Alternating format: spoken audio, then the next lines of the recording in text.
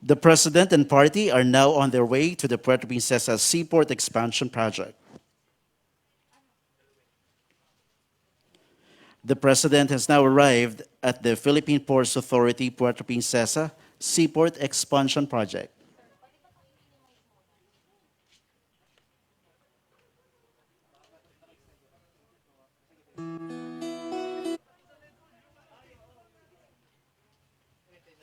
With the President are Senator Christopher Lawrence Bongo, Transportation Secretary Arthur P. Tugade, former PCG Commandant retired Admiral George Orbsabia Jr.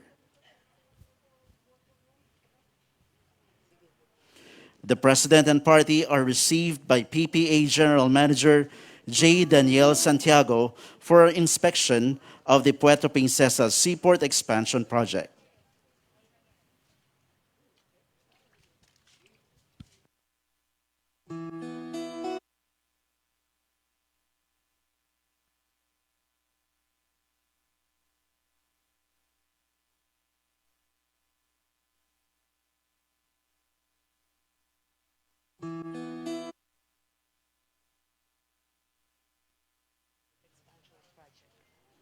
We are now witnessing the Puerto Princesa Seaport expansion project.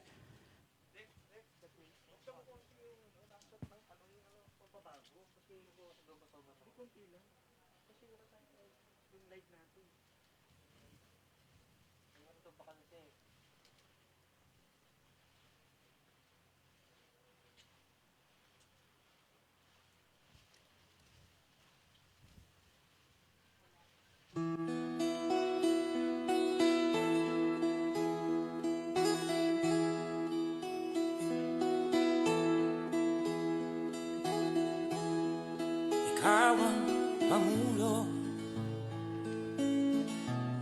para sa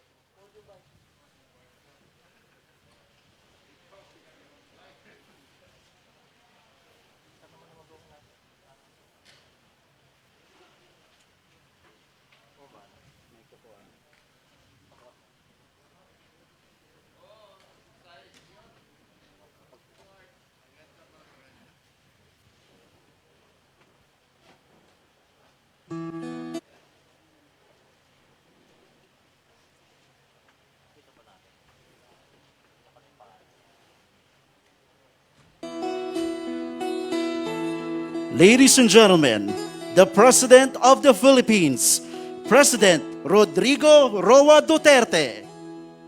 ikaw ang pangulo para sa pagbabago. Sawa na ang Once again, President Rodrigo Roa Duterte.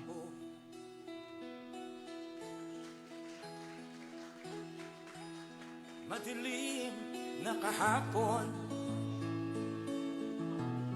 Ikaw ang mag-aahon sa piling mo. We may now take our seats. Good afternoon, everyone, and welcome to the inauguration of the Philippine Ports Authority Seaport Expansion Project and Philippine Coast Guard Kalayaan Station. To formally begin our program, may we call on Governor Jose Alvarez for his welcome remarks.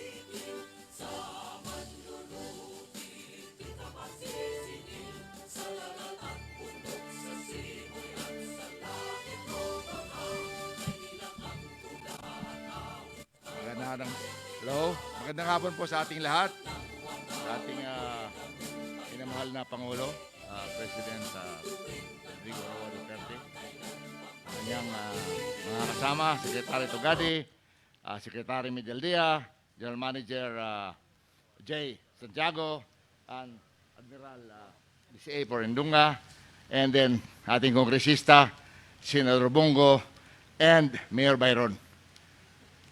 Kung yata out of place ako rito, dapat si Mayor Byron yung mag-welcome. Ngunit ako po yung napag-atasan, wini-welcome ko na rin po si Mayor Byron at saka si Pangulong Rodrigo Roa Duterte dito po sa hapong ito upang pasanayan po yung expansion ng port ng Puerto Princesa na pinagawa ng Department of Transportation. Maraming salamat sa inyo, Secretary Tugade, Manager J. Talagang taos-puso kami nagpapasalamat na yung expansion ng port, siyempre, pagpapatunay na yung trade and commerce, pagkatapos po ng December vaccination drive natin, sana bumalik na yung normal business at saka yung normal po na buhay natin dito sa Puerto Princesa at sa salawigan ng Palawan upang tayo din po ay makakontribute sa gross national product by way of yung ating ekonomiya dito sa pagpalago ng turismo. Sa ngalan ng Puerto Princesa, sa ngalan ng probinsya ng Palawan, Sir, maraming salamat sa proyektong ito. Thank you po.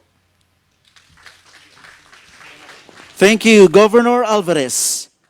At this point, may we call on Transportation Secretary Arthur Tugade for his message and audio-visual presentation on the new Cessna Caravan Plane and the PCG Kalayaan Station.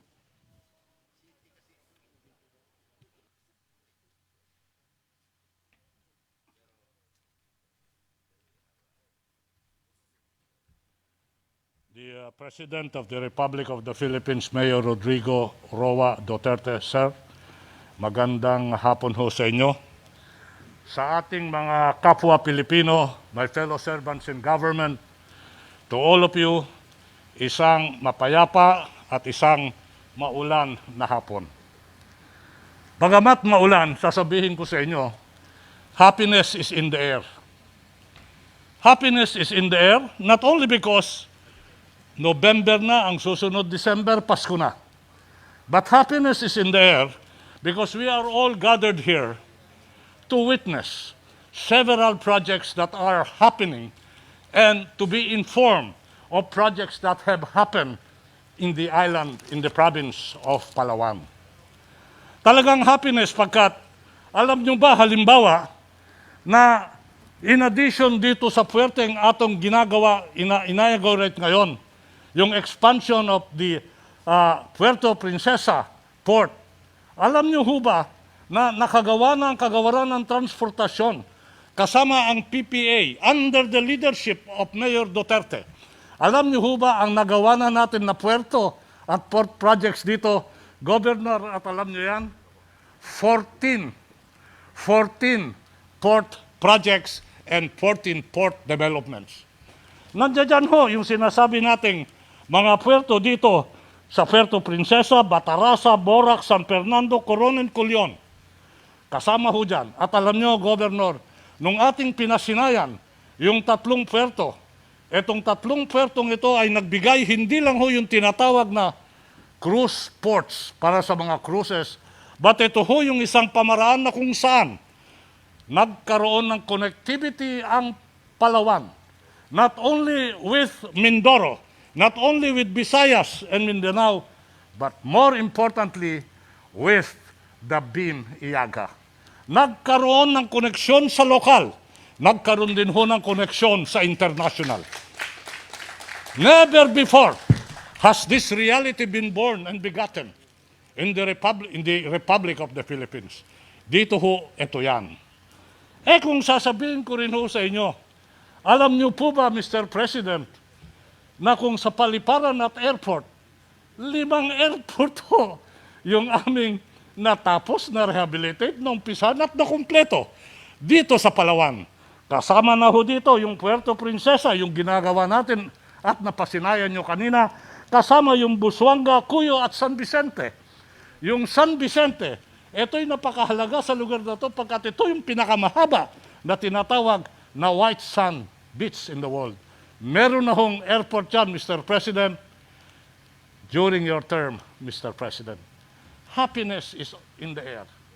At happiness in the air because meron tayong puerto, meron tayong paliparan, at meron din tayong seguridad. Kaya nga ba't nandito ngayong araw na to, titignan at sisilipin natin yung mga proyekto ng Philippine Coast Guard na kapahagi ng kagawaran ng transportasyon.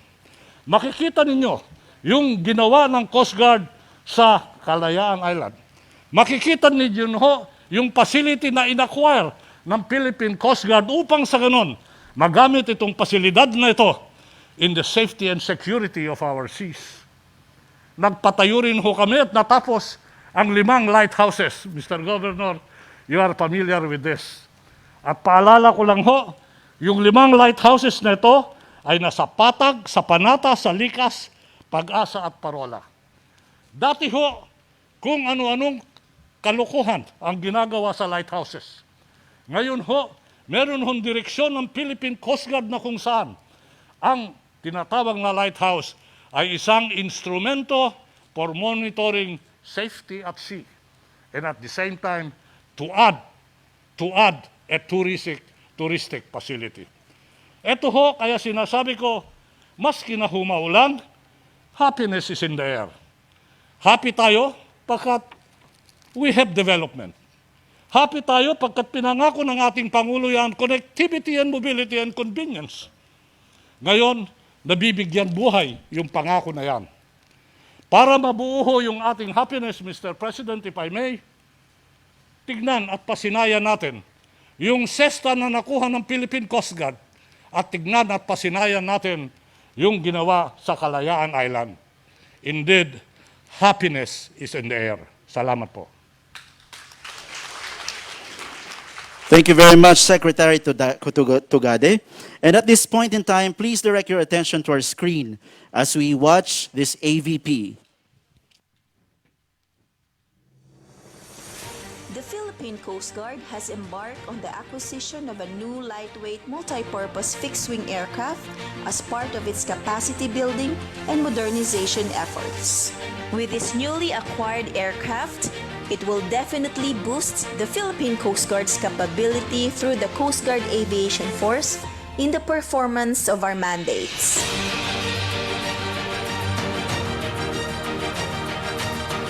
With the PCG 2081's rugged capability and high payload, the Coast Guard Aviation Force will improve its humanitarian and disaster relief capabilities in transporting relief goods to affected areas and transport of COVID-19 vaccines to the different parts of the country, especially the remote areas.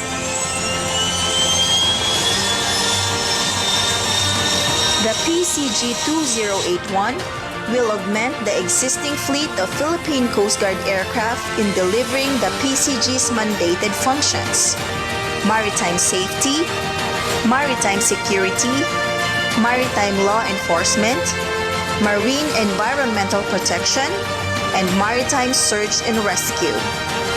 PCG 2081 Cessna Caravan is now commissioned to the Coast Guard Service. The men and women of the Philippine Coast Guard would like to extend its appreciation to President Rodrigo Roa Duterte for his continuing effort and support to the modernization of the Philippine Coast Guard.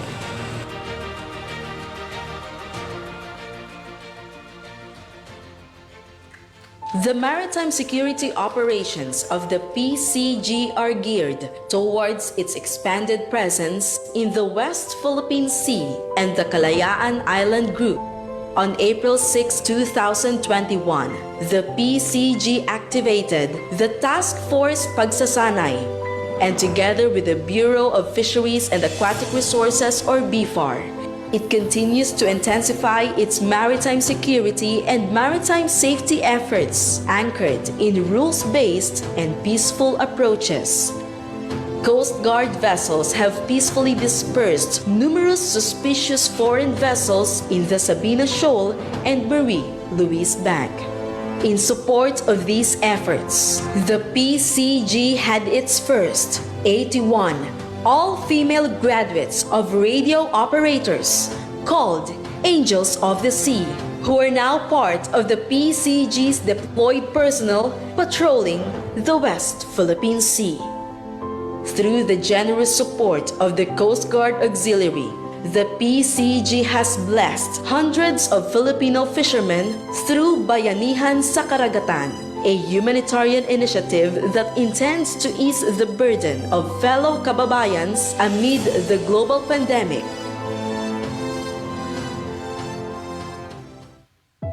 During the regular interaction with Filipino fishermen, PCG personnel assured them of their continuous and intensified presence in the West Philippine Sea and the Kalayaan Island Group. This is pursuant to the guidance of the national leadership in the campaign against illegal, unreported, and unregulated fishing activities in the area. Through the support of President Rodrigo Roa Duterte and DOTr Secretary Attorney Arthur Tugade, the PCG has experienced modernization like never before. 7,000 personnel in 2016, the PCG is now at more than 20,000 strong, almost tripled in 5 years. In 2022, the PCG will receive 2 units of its biggest acquisition to date, 97-meter multi-role response vessels that are being constructed in Shimonoseki Shipyard, Japan. This will augment the 11 capital ships of the PCG, the 83-meter offshore patrol vessel, BRP Gabriela Sila, and the 10 multi-role response vessels also from Japan in conducting maritime patrols in the vast exclusive economic zone of the country, especially in the West Philippine Sea. Finally, in partnership with the Coast Guard Auxiliary, the PCG was able to upgrade the Coast Guard Station Kalayaan in Pag-asa Island. This is to boost the Coast Guard's monitoring capabilities to support the whole of government efforts in the West Philippine Sea, as it will serve as the operations headquarters in the area.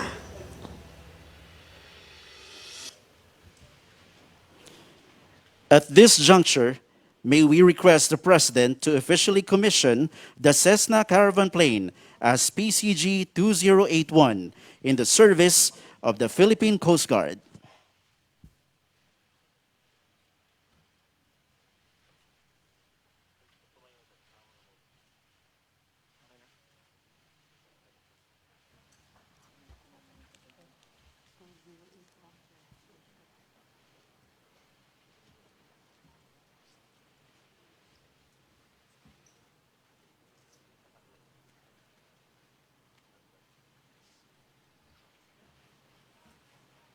By virtue of the authority vested in me as President of the Republic of the Philippines, I hereby commission the PCG 2081 aircraft into service of the Philippine Coast Guard effective as ordered. Thank you, Mr. President.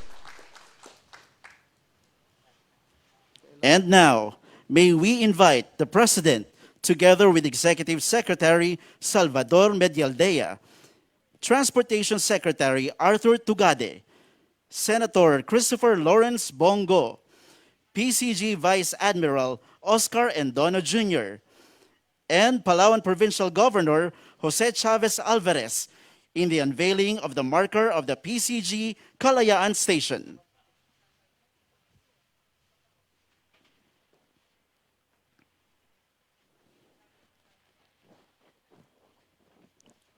Ready, Mr. President?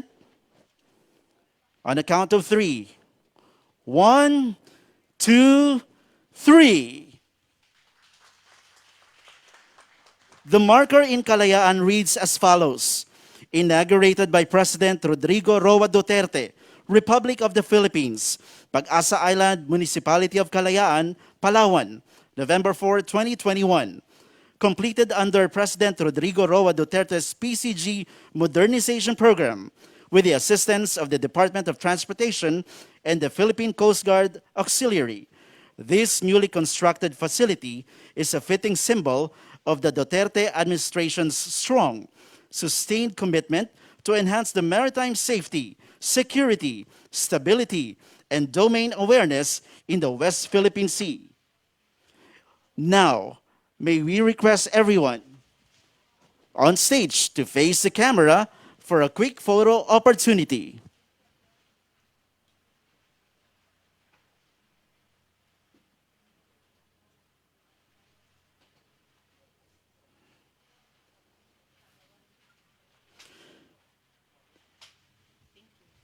Thank you, Mr. President, and congratulations, DOTr and PCG.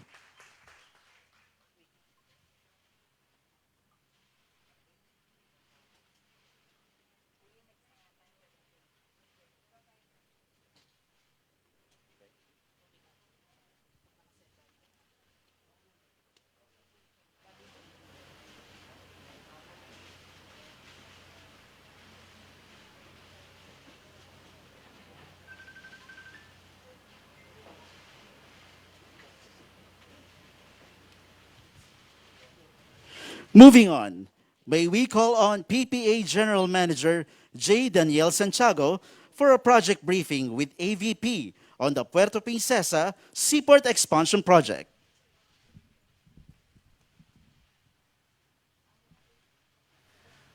Mahal na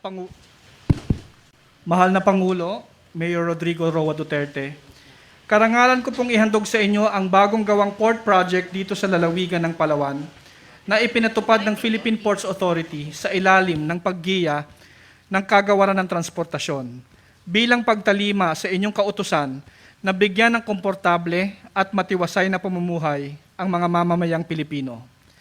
Pero bago po ang lahat, nais ko pong ipagbigay alam sa inyo, mahal na Pangulo, na ang mga proyektong ito ay ilan lamang sa mahigit kumulang 472 port projects na nakompleto po ng DOTr at PPA sa loob lamang ng 5 taon. Para po sa Palawan, isa po ang Puerto Princesa Port Expansion sa 15 proyektong naisakatuparan po dito. Ang Puerto Princesa Seaport po ay siyang pangunahing lagusan ng komersyo, kalakalan at turismo sa lalawigan ng Palawan. Sa loob po ng 5 taon, makailang beses na rin pong sumailalim ang Port of Puerto Princesa sa expansion at improvement upang matugunan po ang mga pangangailangan ng mga gumagamit nito.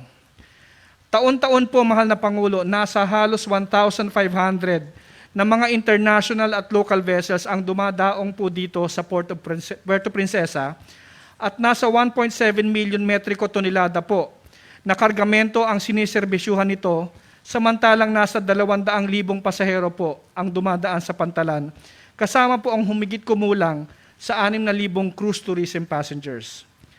Habang patuloy pong nababawasan ang mga restrictions sa paglalakbay dahil sa COVID-19, inaasahan po nating mas gaganda pa ang productivity ng pantalan, partikular na sa long-haul connection nito sa Kamaynilaan at ang pinaplanong connectivity nito sa isla ng Mindoro, partikular na po sa Port of Bulalacao. Noon lamang pong Marso ngayong taon, nauna na pong pinasinayaan ang 3 bagong daungan dito sa Palawan. Ito po ay ang daungan ng San Fernando, na siyang nagbibigay ng maayos na pasilidad sa mga turista na bumibisita sa El Nido. Pangalawa po ang Batarasa, na sakop ng Barangay Buliluyan sa munisipalidad ng Batarasa, na siya naman po magsisilbing koneksyon ng Pilipinas sa Brunei, Indonesia, Malaysia at Philippines East ASEAN Growth Area or BIMP-IAGA. At ang pangatlo po ay ang daungan ng Borac sa Coron upang mabigyan ng sapat na connectivity ang bayan sa sentro ng komersyo na ipinagkait sa nasabing lugar sa mahabang panahon.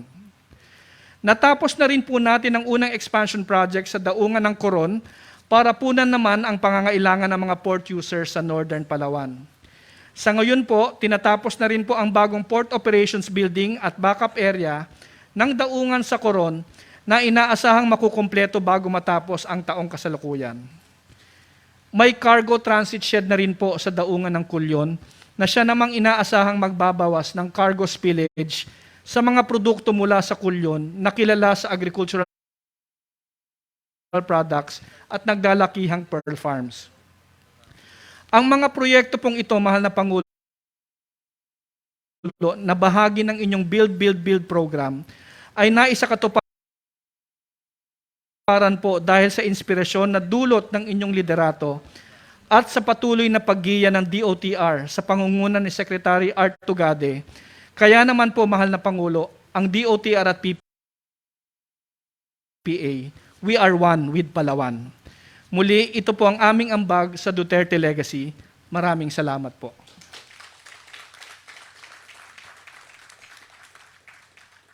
At kung inyo pong mamarapatin, mahal na Pangulo, nais po naming ihandog ang isang maiksing audiovisual presentation na aming inihanda para po sa mga proyektong ito.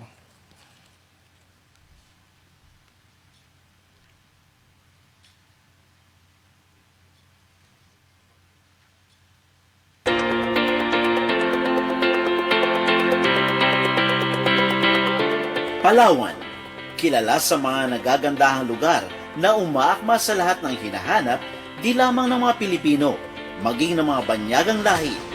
Ito lang ang tanging probinsya sa Pilipinas na may 2 UNESCO World Heritage Sites, Subterranean River National Park at ang Tubataha Reef na siyang pinakatanyag na diving spot sa probinsya.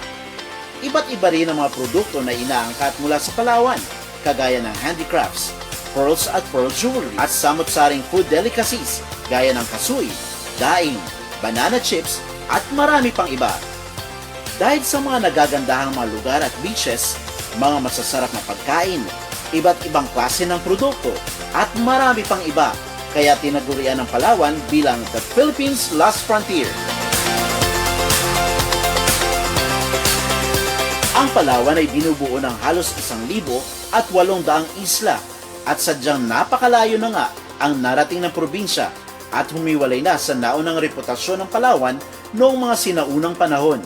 Penal colony, leper colony, malaria, at piracy center ng mga tao galing Kamaynilaan. At ang isa sa mga naging sentro ng pagbabagong ito ay ang pantalan ng Puerto Princesa na matatagpuan sa loob ng cove sa timog silangang baybayin ng isla ng Palawan, 590.59 kilometers at mahigit kumulang 24 na oras na biyahe mula sa Maynila. Ang pantalan ng Puerto Princesa ay nagsisilbing sentro ng transportasyon ng mga pasahero, produkto at kalakal patungo at mula sa timog at hilagang Palawan.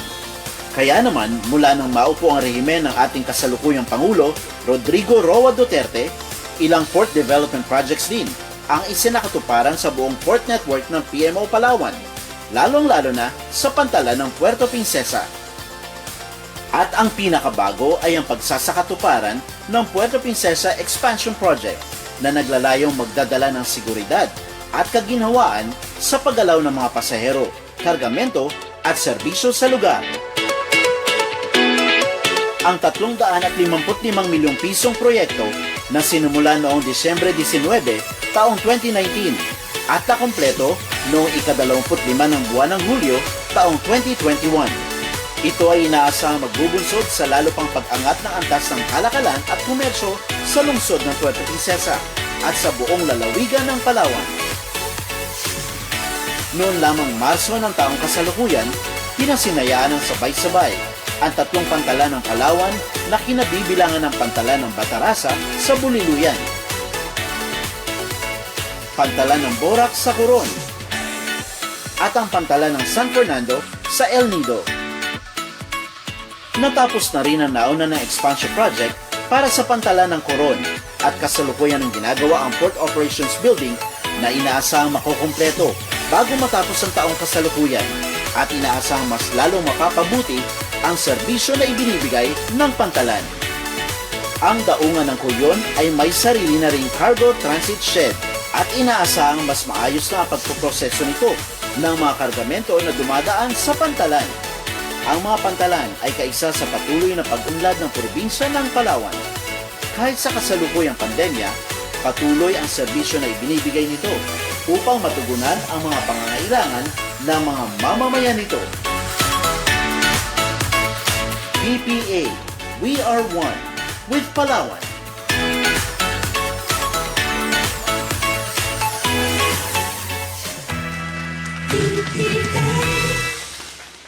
Thank you, GM Santiago. And now, may we invite again the President, together with Executive Secretary Salvador Medialdea, Transportation Secretary Arthur Tugade, Senator Christopher Lawrence Bongo, PCG Vice Admiral Oscar Endonio Jr., Palawan 3rd District Representative Gil Acosta Jr., Palawan Provincial Governor Jose Chavez Alvarez, Puerto Princesa City Mayor Lucilo Bayron, and Philippine Ports Authority General Manager J. Daniel Santiago for the unveiling of the marker of the Puerto Princesa Seaport Expansion Project. Ready, Mr. President? On the count of 3. 1, 2, 3. The marker reads as follows. Inaugurated by President Rodrigo Roa Duterte, Republic of the Philippines, Puerto Princesa City, Palawan, November 4, 2021. Completed under President Rodrigo Roa Duterte's Build, Build, Build program by the Department of Transportation and the Philippine Ports Authority and funded by Government of the Philippines, a modern and world-class seaport project aimed at significantly improving Palawan's integration to and connectivity with the archipelago and a concrete manifestation of PPA's vision to develop port facilities and services in support of national development for the Filipino and traveling public. Now, may we request everyone on stage to face the camera for a quick photo opportunity.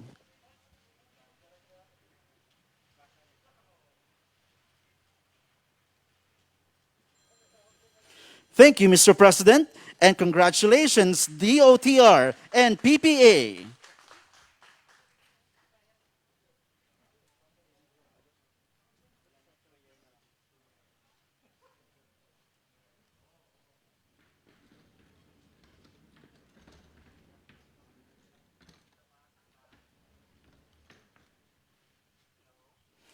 At this point, may we call on Executive Secretary Salvador Medialdea to introduce our guest of honor.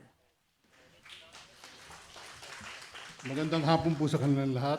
Isang malaking karangalan na ipakilala ko sa inyo ang Pangulo ng Republika ng Pilipinas, si Mayor Rodrigo Roa Duterte.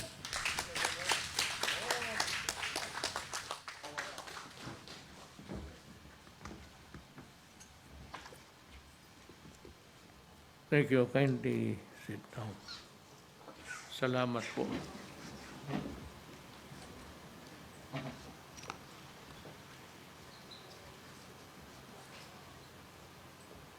Nakalagay dito, Mr. President, we are live on television. Kasi takot sila magmumura ako. Wala man akong dapat mo. There's no reason for me really to be throwing epithets and crosses. I'm happy as you are. Executive Secretary Salvador Medialdia, Transportation Secretary Arthur Tugade, Senator Bongo, Palawan 3rd District Representative Gil Acosta Jr., former PCG Commandant Retired General George Orsabia Jr., Palawan Provincial Governor Jose Chavez Alvarez, Philippine Coast Guard Deputy Commandant for Administration Vice Admiral Oscar Indona, Puerto Princesa City Mayor Lucilo Bayron, Philippine Ports Manager, Authority Manager J. Daniel Santiago, fellow workers and government, mga minamahal kong Palawenyo, mga kababayan. You know, it was the art. Bilyonaryo na ito ngayon. He was the valedictorian sa law class namin. Kaya naman kinuha ako because I knew that he had a vast experience with Delgado Brothers. Nung nag-aaral pa kami, doon siya nagtatrabahoan. And he must occupy a big position there. So in a matter of, conceptualize ng mga, and even in the coordination of the logistics, alam ko na maasahan ko talaga si Art. It's one of the about 3 o 4 na mga classmates namin na naging mga milyonaryo. Art, milyonaryo na to. Sa totoo lang. He has so many projects all around.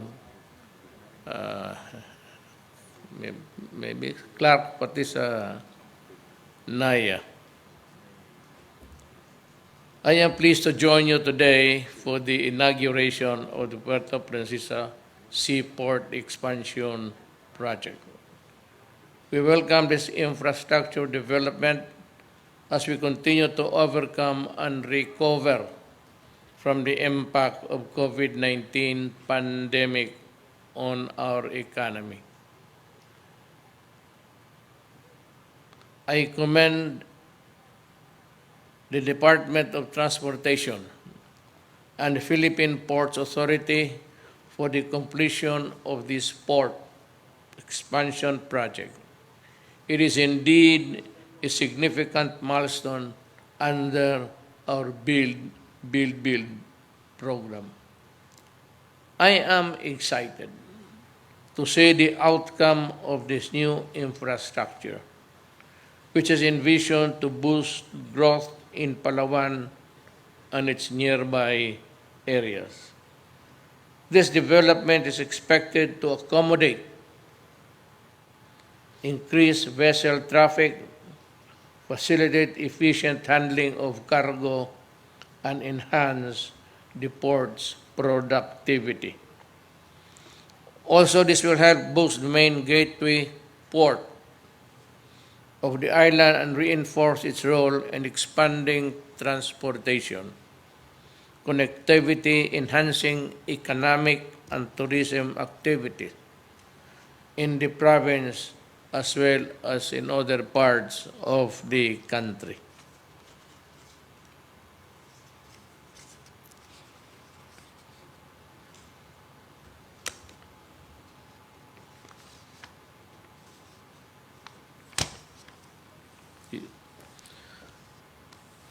As we bolster our connectivity in Palawan, we also look into fortifying our maritime security in the area.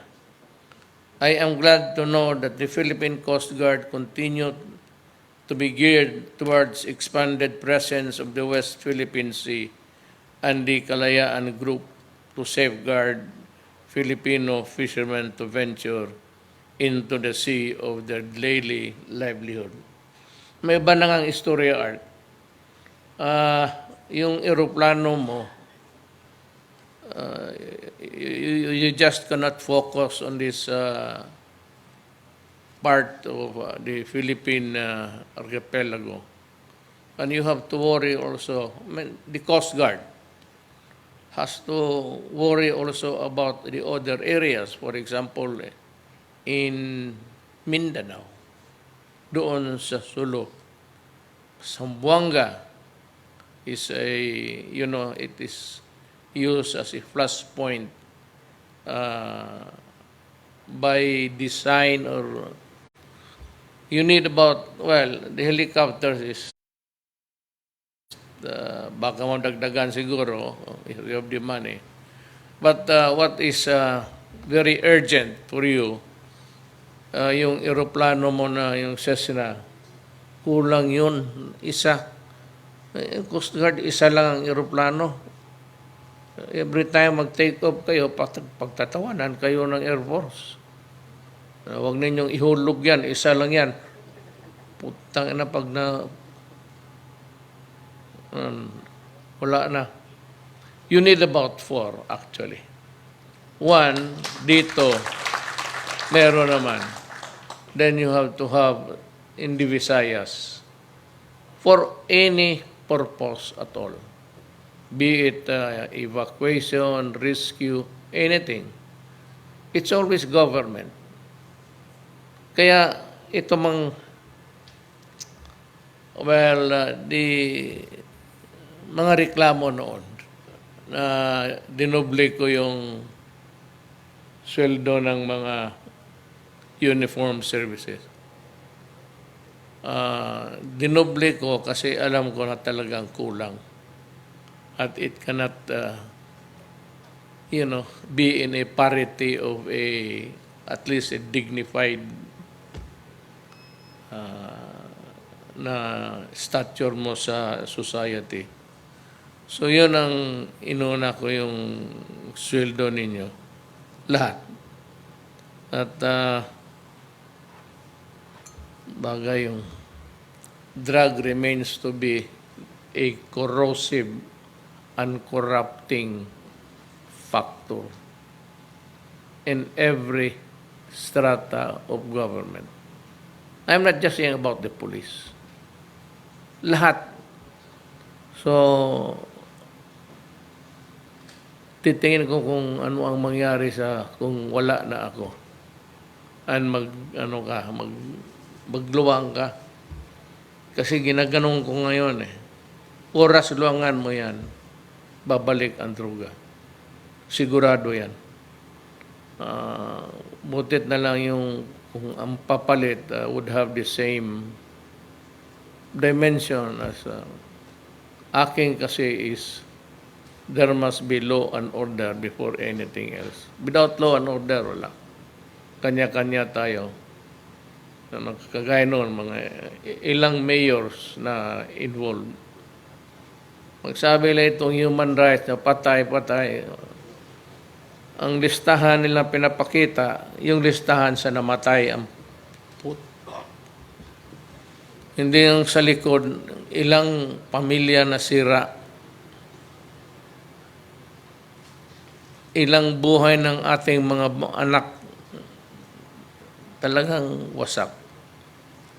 You know, you only have to have one addict in a family. And that family becomes dysfunctional. Marami yan. Maraming namatay. Hindi lang natin aram, itong mga asawa, nagbubugbog. Yung mga domestic crimes, nakatago yan. Because ayaw magreklamo, dahil ayaw ng gulo. And usually, it is the wife who has the fear na tiisin na lang niya yung lahat ng mga ganon with an addict husband or si son or daughter kasi ayaw niya masira yung family. Just to keep a tight rein. Sikmurahin nila lahat yung pinagbubugbog yan sila. Hindi alam ng human rights yan. Walang kaalam-alam ang human rights yung pinuputol ng ulo, nire-rape. Yung iba, hindi na lang nagre-report. But domestic crimes are abundant in a place where there is a lot of shabu sold. So, gusto nila akong, they want me to go to prison. Well, maybe. But it has to be a Philippine prison. And I must be judged by a judicial court of the Republic of the Philippines. And I must be prosecuted like me when I was a prosecutor before. Kailangan Pilipino. Ano bang problema nila? Bakit sila pumunta dito? I will never accept jurisdiction.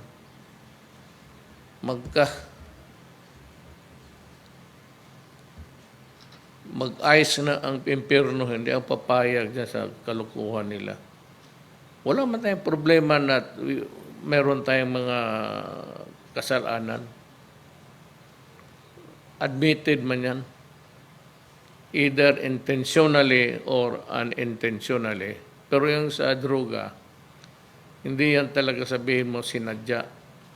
Pero yung mga drug lords na ni-raid tapos pinatay at yung mga mayors, akin yan. Yung mga lalahat na raid, na namatay, na mayor, akin yan. I assume full responsibility. And if there's anybody who should go to prison, it should not be the police nor the PDEA. It should be me because they were acting upon my orders. Ang sinabi ko sa kanila, go out and destroy the apparatus of the drug syndicates. Pag-intindi mo ng coupled with the fact, with my pronouncement, that if you destroy my country, my only country, the Philippines, kung sirain mo, talagang papatayin kita. Huwag na tayo magbulahan dyan. Pag sinira mo, you destroy the future of our children. Alam mo, sa totoo lang, kung may panahon, it's sunset already. Sunset na ba? Sunset.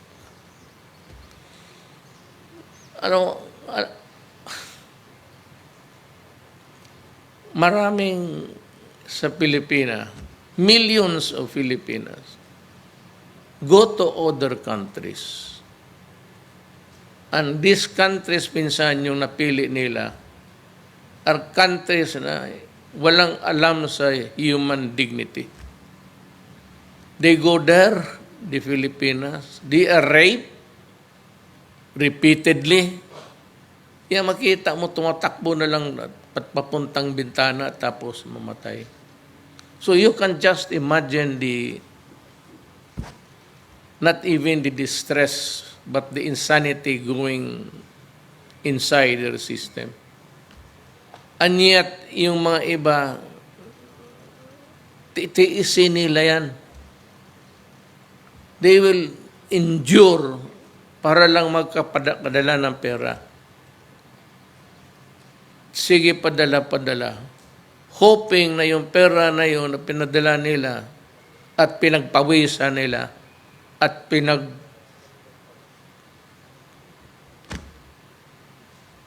tiisin na lang nila the indignity, rape dito. May mga, hindi lahat. Let me be clear to the Arabs. Not all Arabs. Be careful with your ears. Not all. But there are certain tribes.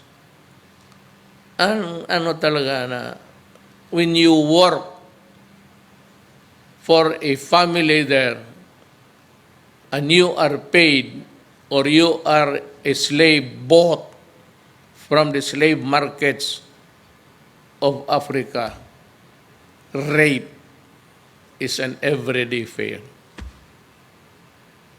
Kaya masakit sa akin. Kaya ako nagwawala. Kaya ako naghuhurwintado. Kaya ako nagpapatay. Kayong mga human rights, huwag ninyo akong bulahin. Pilipino ako. Kayo, sino you pretend to atone for your sins in this. Sino ba nag-umpisa ng opresyon? Di ba kayo? You divided Africa arbitrarily. Pumasok kayo doon ng Africa in the early years. Mining, diamond, lahat na. Tapos pinaghati-hati ninyo. Arbitrarily, puro Arab yan, Sunni, Shiite. Oh, kita mo. Ngayon magkagulo. Inyong trabaho yan eh. Kayong mga puti, you are on TV, live, sabi dito. So, mag-behave ako. Pero, if given a chance to go on provided with a platform of, sabihin ko ito sa lahat sa mukha nila. Jurisdiction. Ako haharap ng mga judges na puti. Putang ina nila. Harap ako ng Filipino judges, hindi kayo. Sino kayong mga put? You are live on TV. Behave.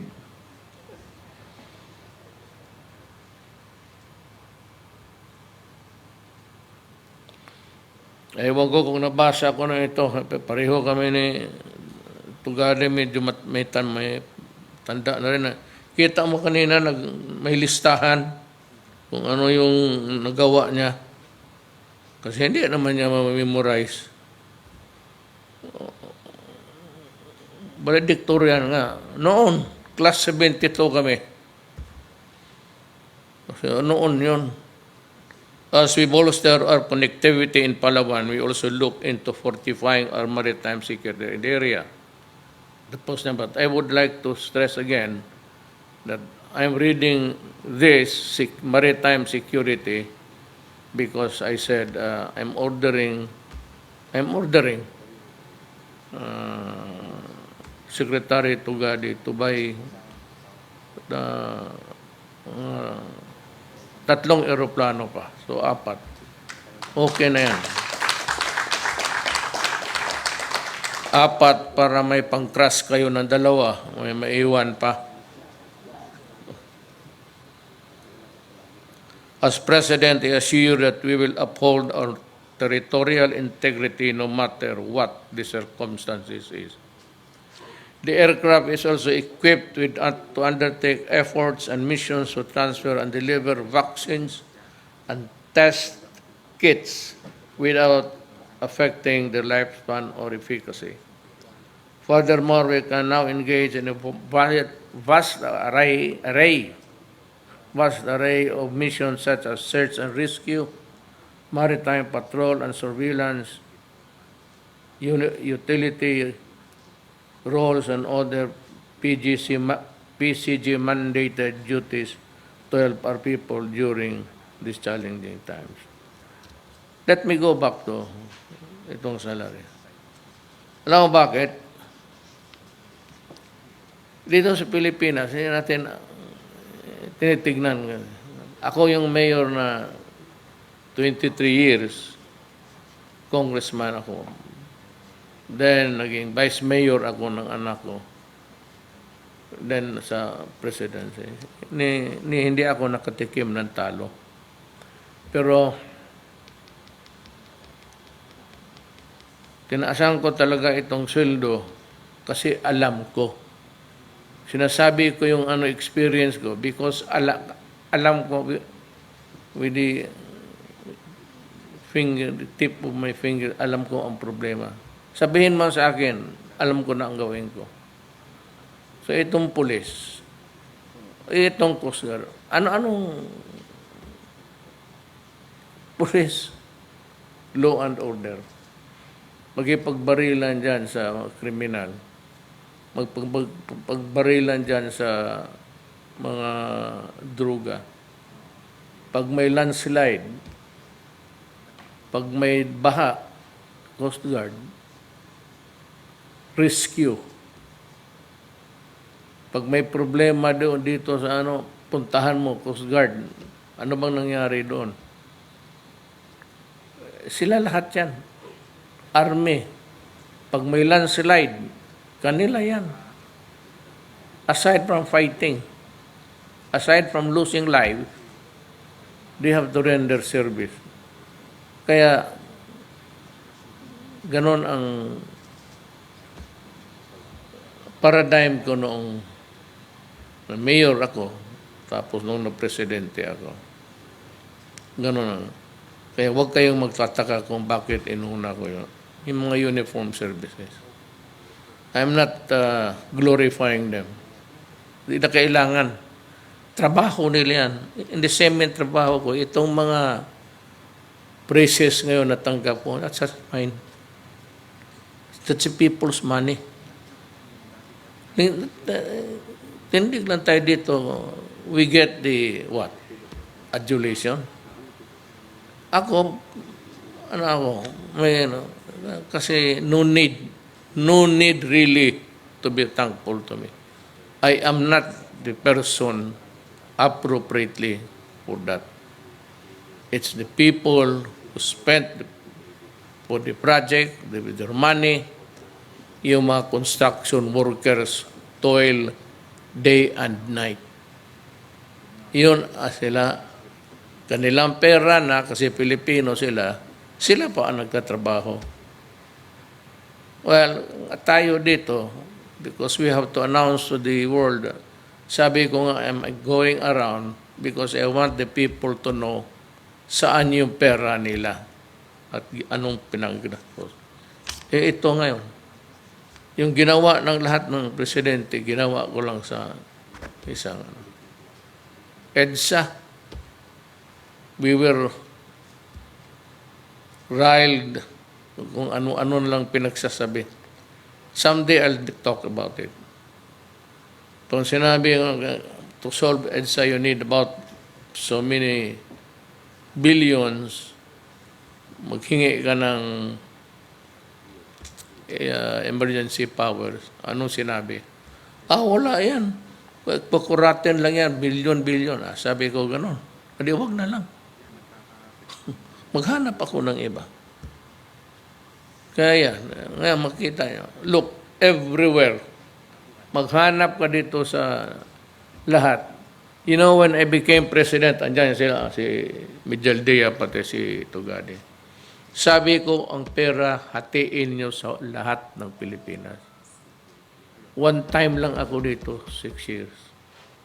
I will never be back again. Just be fair and distribute the projects equitably all over the Philippines. Irrespective of who won. Wala na yung nanalo dito, liberal, nanalo dito. Wala na, sabi ko, after that, I am out. So what's the fact? Mga may kababayans, this is our government at work. Let me assure you that we are fully committed to pursue a more comfortable life for everyone to the improved mobility and productivity of our people. Maraming salamat po. Thank you, Mr. President.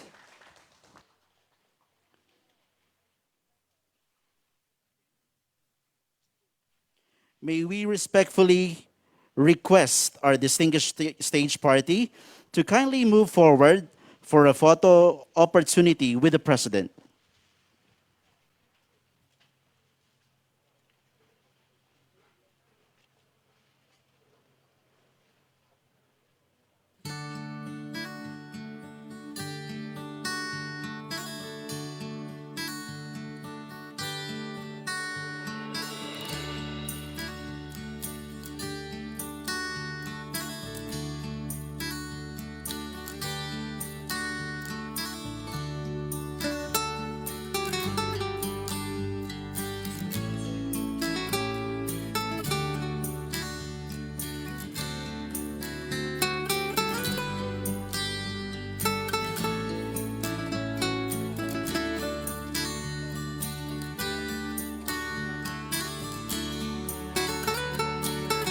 After which, may we request the DOTr officials to kindly form a queue for a photo opportunity with the President to be followed by the PPA team.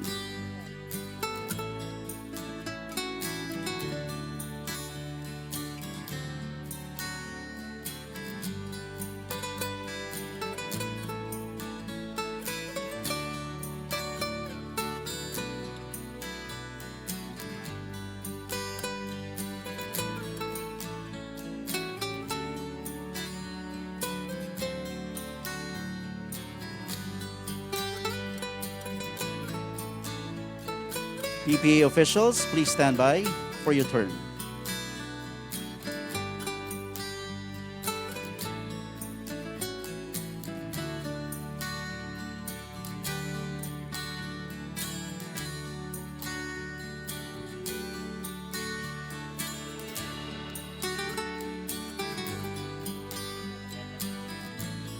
Thank you, Mr. President and distinguished guests.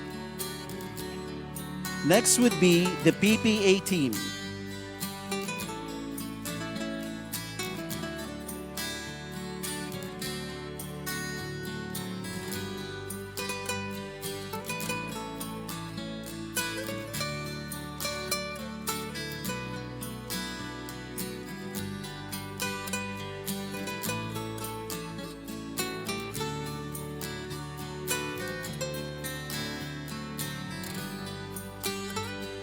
Please stand by, PCG officials.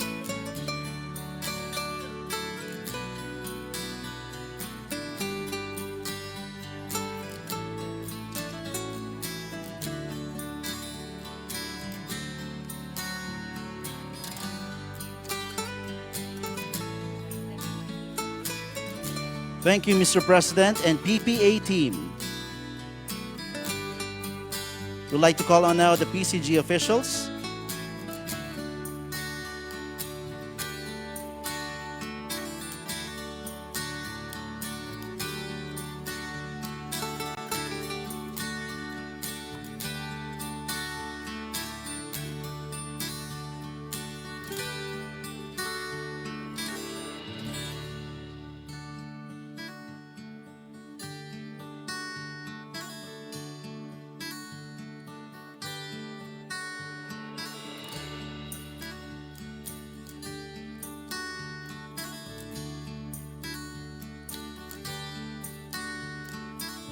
Thank you, PCG officials, and thank you, Mr. President. That concludes our program. Thank you very much, Mr. President. Thank you for leading the inauguration of Puerto Princesa Seaport Project and Kalayaan Station, and for commissioning the newly acquired Cessna Caravan Plane, PCG 2081. Matamang salamat sa ating ingmamahal nga Presidente, matamang salamat sa imong pagdumara sa inaugurasyon iang proyekto na ingbuat digay sa aming pantalan. Pati renda ang istasyon sa Kalayaan sa pagpayag sa paggaramitin iyang bagong Cessna Caravan Plane PCG 2081. Again, ladies and gentlemen, President Rodrigo Roa